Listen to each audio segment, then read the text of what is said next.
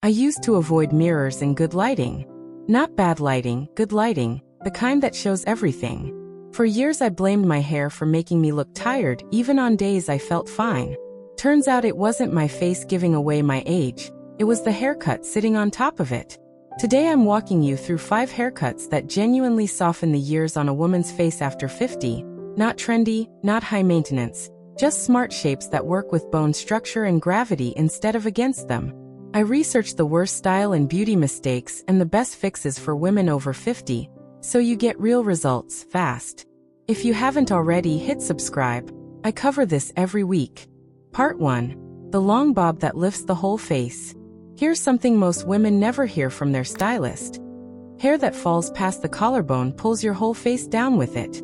Not metaphorically, literally. Weight and gravity drag the soft tissue along the jaw downward, and the longer the hair, the more pronounced that drag becomes. So if you've been holding on to length because it feels safer, more familiar, I understand it. But that length might be doing the opposite of what you want. The fix is a long bob that hits right at or just below the jawline, with the ends angled slightly forward toward the chin. This is called A-line shaping, and it does something a straight across cut never could. It draws the eye upward along the angle instead of letting it drop. Ask your stylist for a long bob with forward A-line layers, slightly heavier at the front, blended through the back. That phrase matters because a blunt bob with no movement can look severe, while this version stays soft. What changes is immediate. The jawline gets a frame instead of a weight pulling on it. Cheekbones, which tend to soften with age, get visual support from the angle of the cut instead of fighting gravity alone. Women tell me they look more awake, more rested, sometimes years younger, and nothing about their skincare or makeup changed. Only the shape around their face did. Here's the part nobody mentions. This cut also changes how people read your expression. Long hair past the shoulders tends to hood the lower face when you tilt your head down, even slightly, which is most of the time an everyday conversation. A jawline grazing bob keeps your face visible and open from almost every angle. People register you as more present, more engaged. That's not vanity, that's basic visual psychology, and it's working against you right now if your hair is doing the opposite. There's also the texture conversation. A long bob photographs and moves differently depending on whether it's left blunt or given soft ends. For most women over 50, soft, slightly textured ends read younger than a razor-sharp blunt line, because a perfectly straight edge can look stiff against skin that has its own natural softness now. Ask for point-cut ends, not blunt. And you'll notice the difference the moment it's styled. It falls with movement instead of sitting like a helmet. One more thing worth saying out loud. This cut works on fine hair and thick hair both, which is rare. Fine hair gets the illusion of more density, because the shorter length doesn't thin out as visibly at the ends. Thick hair gets weight removed without losing shape. That's part of why this is the cut stylists reach for first when a client over 50 says she wants something that just works. The swap is simple to picture. Heavy hair past the collarbone with no shape, against a clean A-line bob landing right at the jaw. One drags the face down, the other lifts it. And here's the thing about the next cut on this list. It does something even more surprising for women who think short hair will age them. Part 2. The soft layered pixie with a side-swept fringe. Most women over 50 think a pixie cut will make them look harsher, more severe, somehow older. It's almost always the opposite reaction women have before they try it. And it's almost always wrong, because the pixie cuts that actually age someone are the rigid, overly structured ones with hard edges and a flat fringe cut straight across. The version that works is built on soft internal layering through the crown for lift, with the fringe swept to one side rather than cut blunt across the forehead. The technical phrase to bring your stylist is textured pixie, internal layers for volume, side-swept fringe blended into the length. That side sweep is doing more work than people realize. A straight across fringe sits like a hard line above the brow, and hard horizontal lines tend to flatten and age a face. A diagonal line does the opposite. It creates a soft frame that echoes the natural angle of the brow bone instead of fighting it. What this fix actually changes is how much of your bone structure gets to show. Cheekbones, jawline, the elegant taper near the temples. All of it becomes visible in a way long or heavy hair simply covers up. Women who've spent decades growing their hair longer because they assumed that read is more feminine often find the opposite is true once they try this. A well-cut pixie reads as confident, decisive, and yes, younger, because it requires a kind of self-assurance that flat, safe hairstyles don't. There's a real result here worth naming directly. People start making eye contact with you differently. When your face is fully visible, framed by soft layers instead of hidden behind length, conversations shift. You're not peeking out from behind your hair anymore. You're simply there, fully present, and people respond to that. Texture matters enormously here too. Ask for a matte styling paste worked through dry hair with fingers, not a brush, to keep the pieces separated and soft rather than smoothed into a cap-like shape.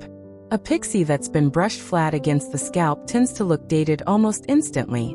One that has lift at the crown and movement through the layers looks current no matter the decade. This cut also tends to draw attention to the eyes in a way longer styles don't. With less hair competing for visual space, your eyes become the focal point of your whole face. Pair that with a side-swept fringe that grazes just above the brow, and you get a frame that's soft, intentional, and quietly flattering rather than severe. The swap to picture. A flat, rigid pixie with a blunt fringe sitting like a helmet, against a soft, layered pixie with movement, and a diagonal fringe that opens the whole face. One closes you off. The other makes you the most visible version of yourself in the room. Now here's a question worth sitting with before we move on. What if the cut that's aging you the most isn't short or long at all, but something in between that everyone assumes is safe? Part 3. Shoulder-length layers with soft curtain bangs. The safe mid-length cut so many women settle into after 50 is actually one of the biggest visual aging mistakes I see. And it's almost never the length itself, it's the lack of movement. One length, no layering, no fringe, just hair that ends at the shoulder and stops there. It reads as flat, both literally and visually, and flat hair has a way of making a face look flat too. The fix is adding soft curtain bangs that part naturally in the center and sweep outward on both sides, combined with face framing layers that start around the cheekbone. Bring your stylist this exact phrase. Curtain fringe center parted, blended with face framing layers from the cheekbone down.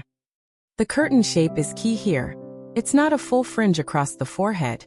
It parts and falls open on both sides, which means it works with your natural hairline instead of fighting it as it grows. What this does to the face is almost immediate. Curtain bangs create a soft diagonal line on either side of the face that echoes the angle of high cheekbones. Even on faces where those cheekbones have softened slightly with age, the eye reads that diagonal as lift. Compare that to a straight one-length cut with no fringe at all, which creates a flat horizontal frame around the face with nothing drawing the eye upward. Here's the real result women notice. Their face looks narrower and more sculpted within days, without losing a single pound or changing anything about their skin.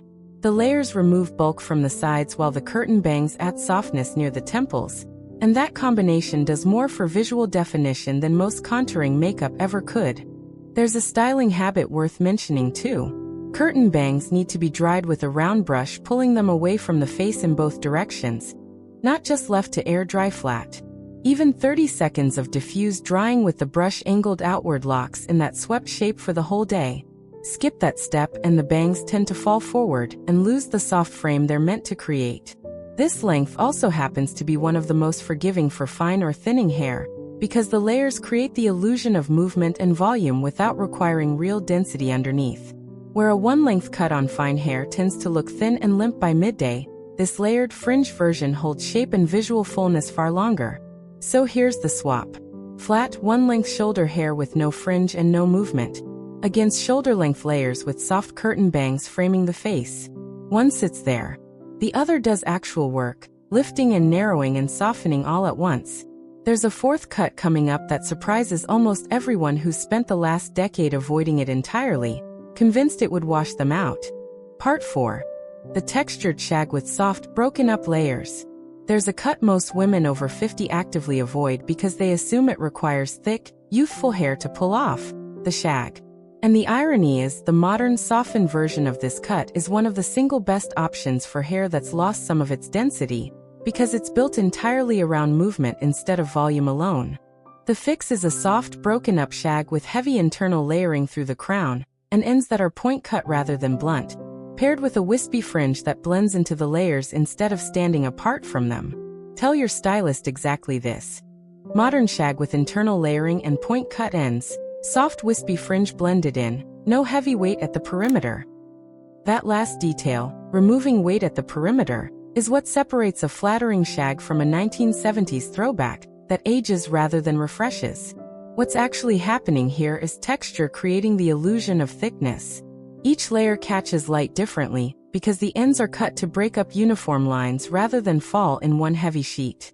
Hair that's thin with age often looks even thinner when cut in one solid length, because there's nothing to catch and reflect light unevenly.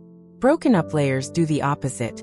They create dimension that reads as fuller, even on hair that technically has less density than it used to.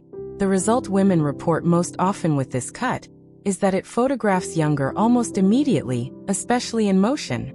Static portraits can flatter almost any cut, but a shag with real movement looks alive in a way smooth, controlled styles simply don't, and alive is one of the most underrated qualities when it comes to looking youthful. It's not about smoothness. It's about energy. The styling routine matters as much as the cut itself here. This shape is built for texture spray and a diffuser, not a flat iron. Apply a light texturizing spray to damp hair. Then diffuse dry with your fingers, scrunching gently upward toward the scalp rather than pulling the hair straight down. The goal is controlled chaos, not perfect smoothness, and that's a real mental shift for women who've spent decades chasing sleek, flat styles as the marker of polish.